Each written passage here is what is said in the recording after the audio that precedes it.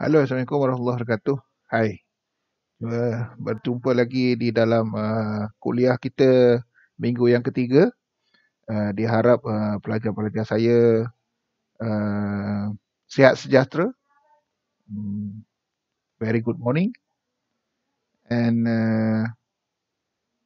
let's to continue to lecture week 3. Kita akan mula minggu yang ketiga ini. Apa yang perlu kita belajar pada minggu yang ketiga iaitu Java Programming 3.1 Introduction to Java, 3.1a Introduction to Object-Oriented Programming. So with this week, we will be learn 4 characteristics about the abstraction, encapsulation, inherit, polymorphism, and class and object, the OOP. So tanpa jangan lupa singgah dekat saya punya channel Mustangkak supaya kita mendapat info-info terkini tentang SC025 bagi semester 2 ini. Tanpa melengahkan masa, kita terus sahaja apa yang perlu kita belajar untuk kuliah pada hari ini. Table of content is 3.0 Java Programming. You can download the lecture note at my site gg.gg/muslimin5367.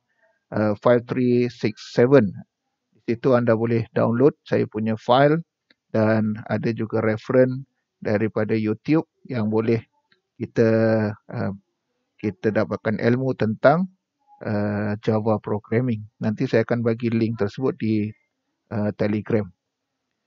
Baik, apa yang kita nak belajar pada Java Programming ini? Kita ada 3.1 sampailah 3.6. 3.1 Introduction to Java.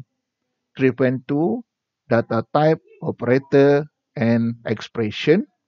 3.3 Use of Control Structure. 3.4 Array. 3.5 Method. And 3.6 is Simple Java Program. So for today, we will learn about 3.1 Introduction to Java.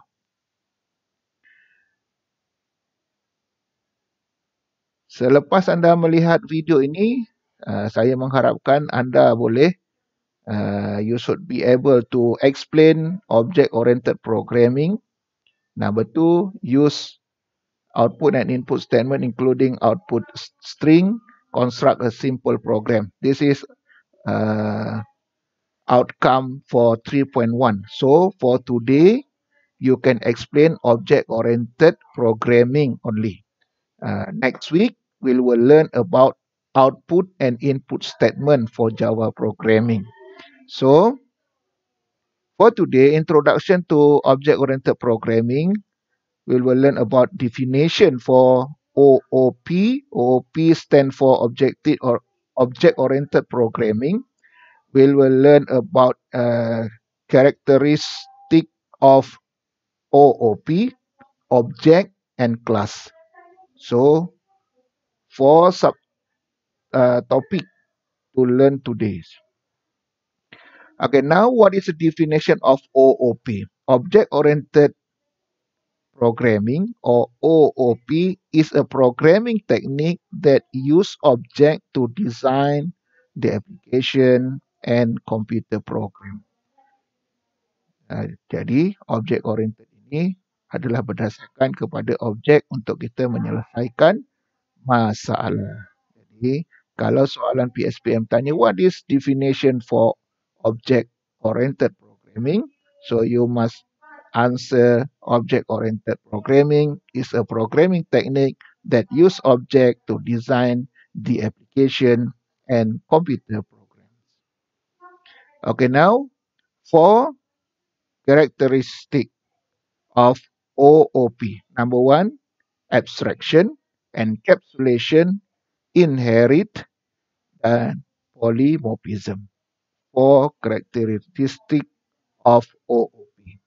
Reference, link reference dalam YouTube nanti saya akan berikan di dalam Telegram. Di dalam Telegram, link-link YouTube Anda boleh buat rujukan di situ tentang abstraction, encapsulation, inherit dan polymorphism.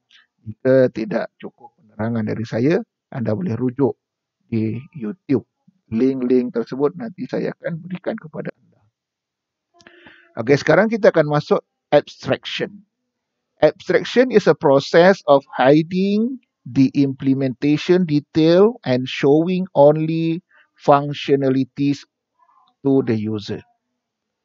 Apa maksud abstraction? Abstraction ini adalah daripada perkataan abstract.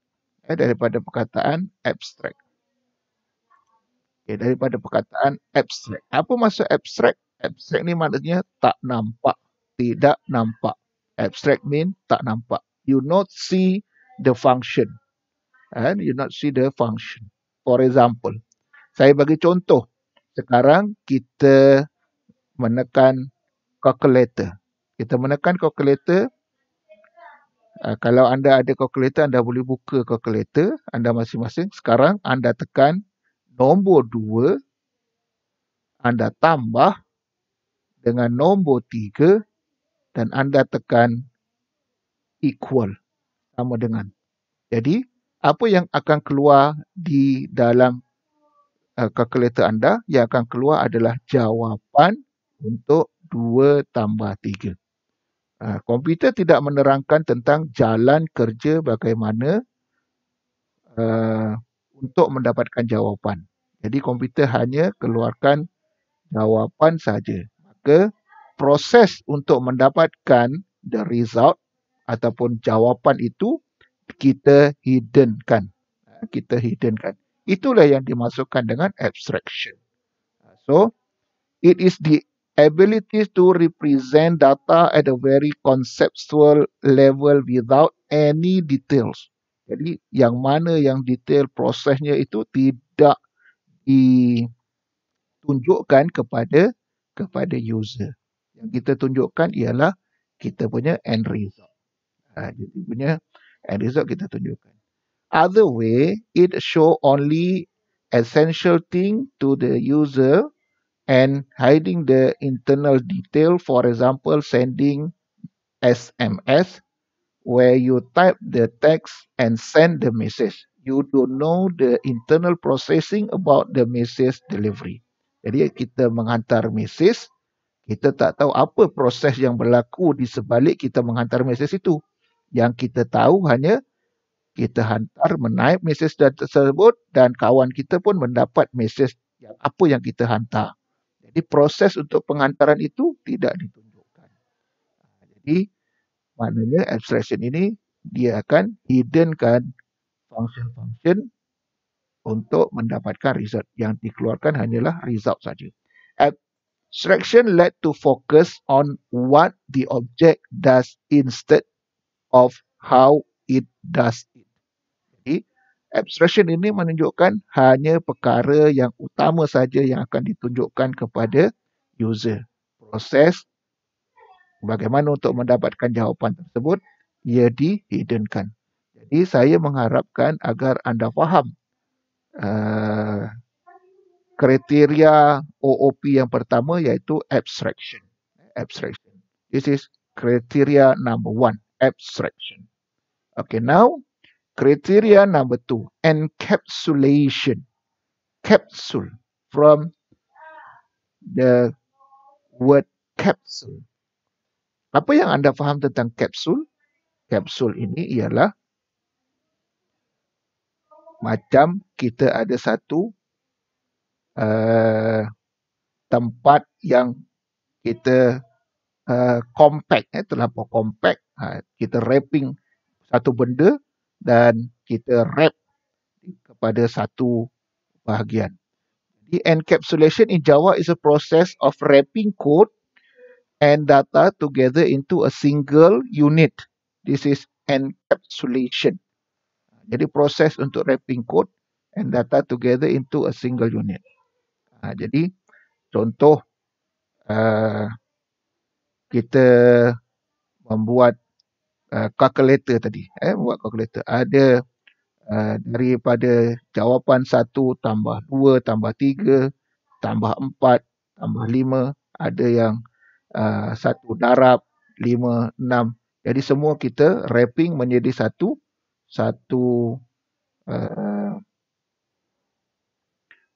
function saja. Object is designed to be self-contained modules, include the behavior and data together in one container. Nampak tak? One container. Jadi contoh kita ada contohnya kita ada kenderaan. Kenderaan kita ada basikal, kita ada kereta, kita ada motor, kita ada lori. Kita wrapping semua sekali, kenderaan itu boleh dipandu. Itulah contoh encapsulation.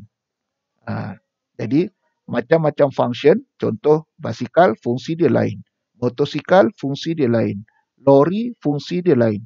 Jadi banyak fungsi, berbeza-beza fungsi, tetapi kita jadikan dia satu menjadi apa yang kita tahu bahawa kenderaan boleh dipandu. Jadi semua kenderaan walaupun fungsinya berbeza boleh dipandu. Itulah encapsulation.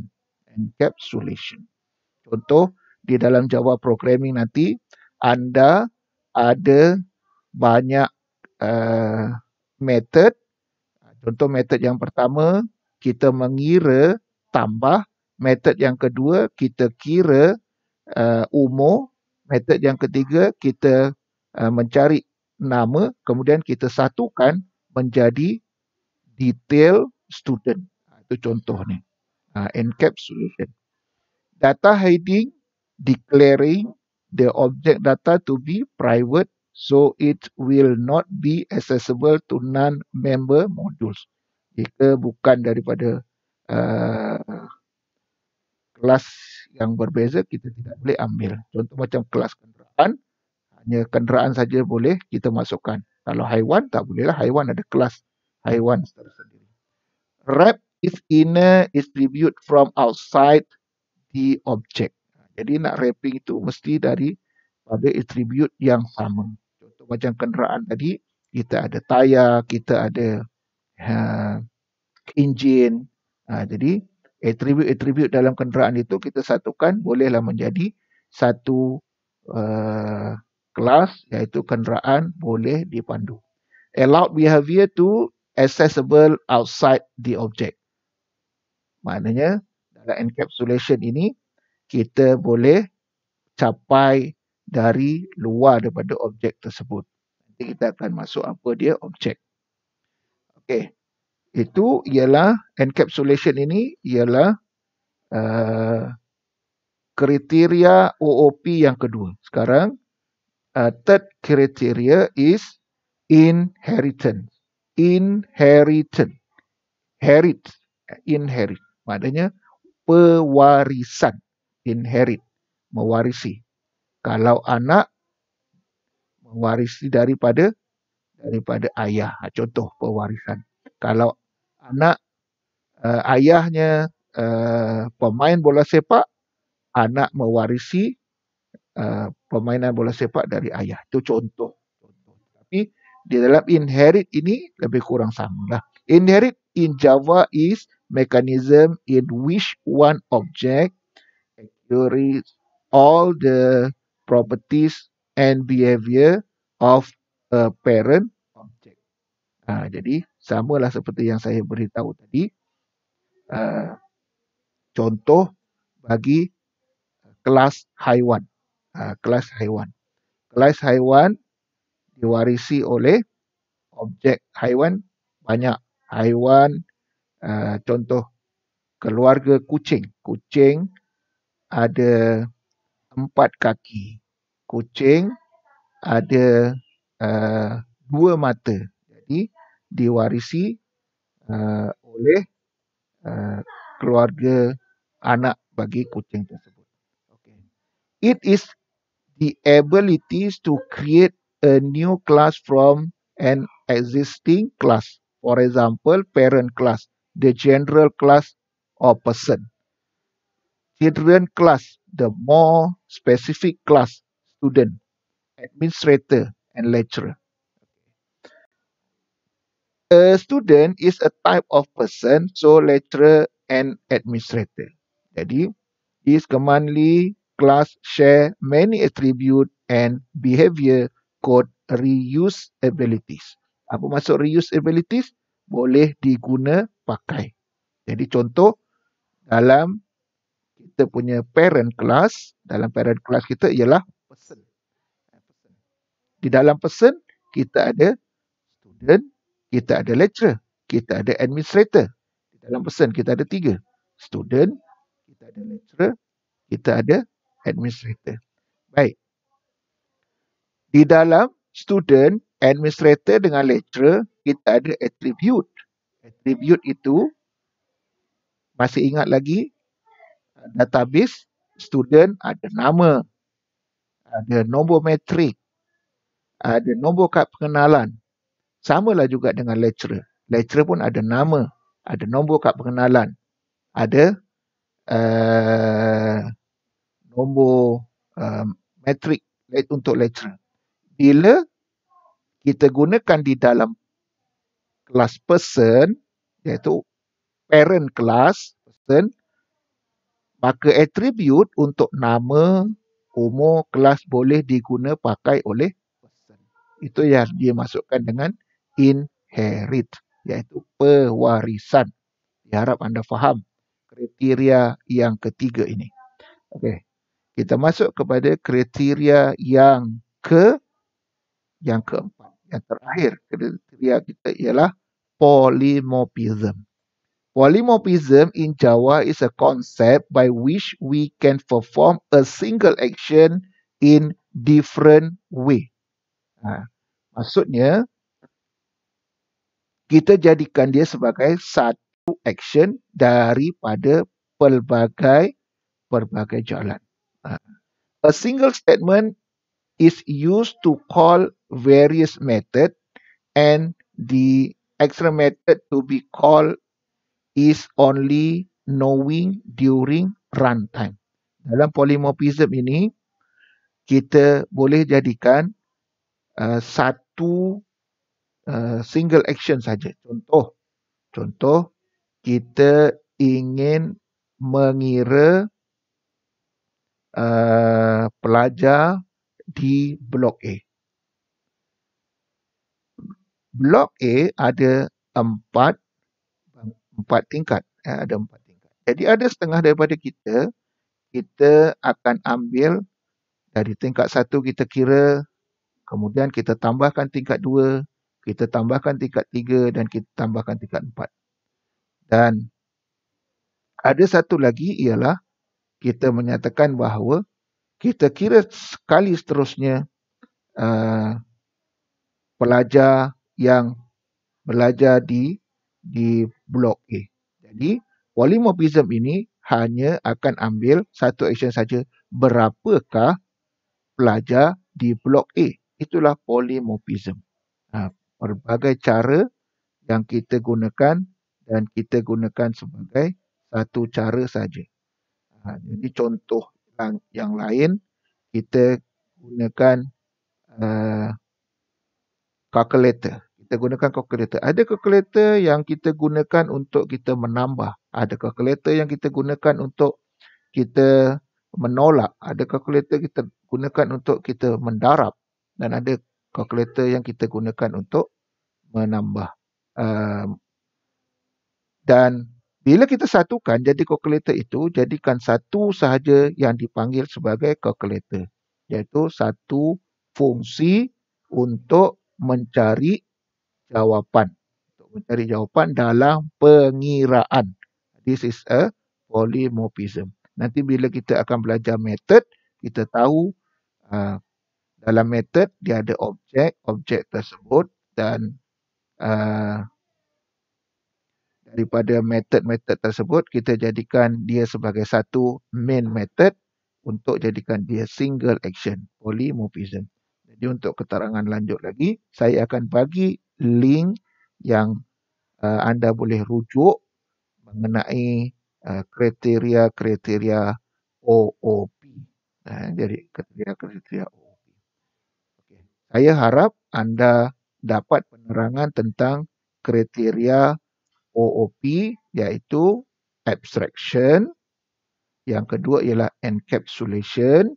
Yang ketiga adalah inherit. Dan yang keempat ialah polymorphism. Okey, sekarang di dalam Java, di dalam OOP kita ada kelas. Class is description of the properties and the behavior of one or more object, but not their particular value, template or blueprint of an object. Class is a collection of objects of similar type. Class must be defined before creating an object. Class are generic. We create object for each class. Okey, di dalam kelas ini ialah kelas adalah satu pernyataan besar. Contoh yang saya ambil tadi ialah kelas kenderaan. Okey, kelas kenderaan.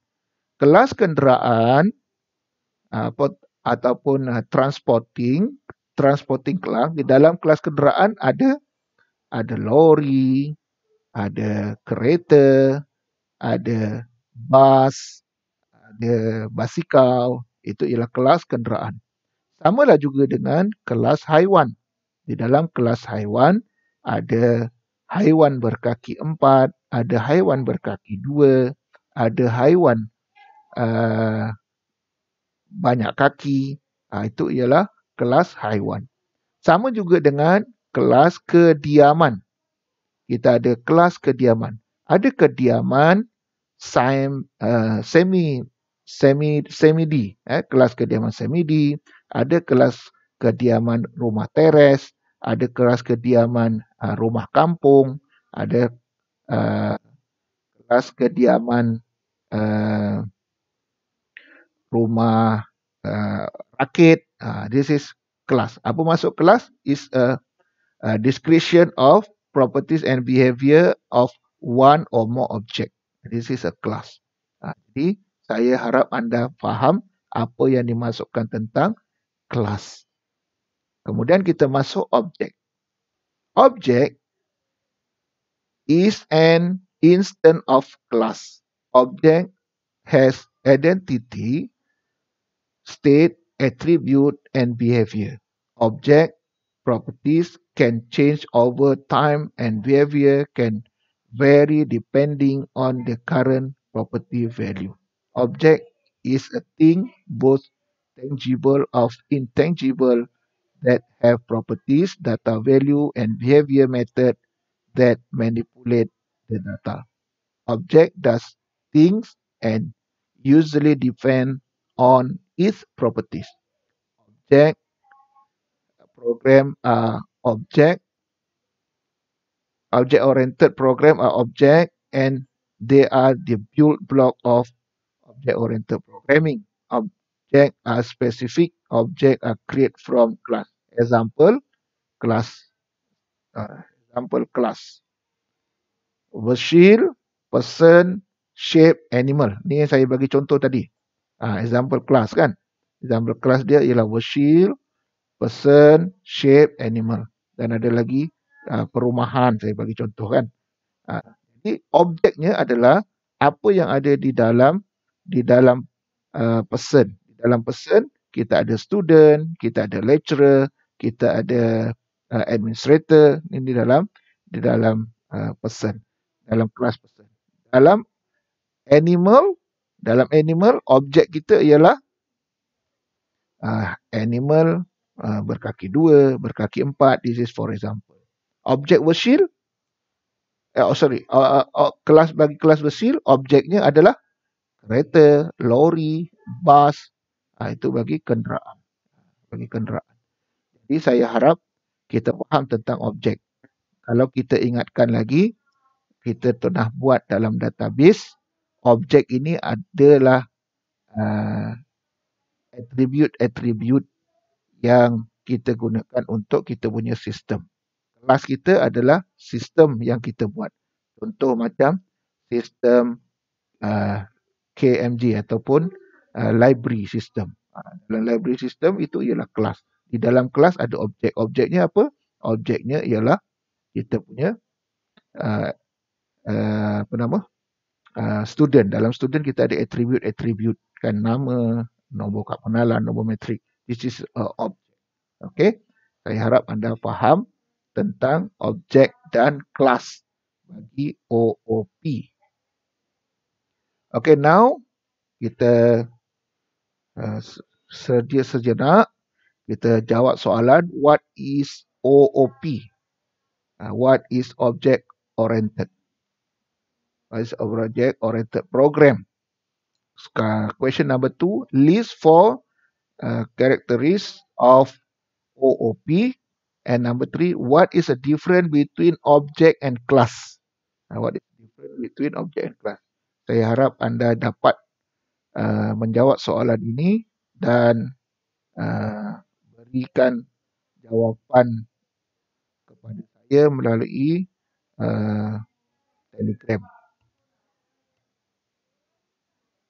Okey. Dan jangan lupa jawab soalan lecture 3.1 dan send kepada saya melalui Telegram atau Google Classroom untuk kita bincangkan di tutorial di kuliah yang akan datang for the next lecture. Okey. Bagi mengakhiri kuliah kita, jangan lupa like, share and subscribe saya punya channel supaya jika channel ini bermanfaat untuk anda, sebar-sebarkanlah kepada orang lain. Jika tidak memberi apa-apa manfaat, sharekan juga kepada kawan-kawan yang lain. Oleh itu, kita jumpa lagi di masa akan datang. Assalamualaikum warahmatullahi wabarakatuh. Salam sejahtera. Selamat berjumpa kembali.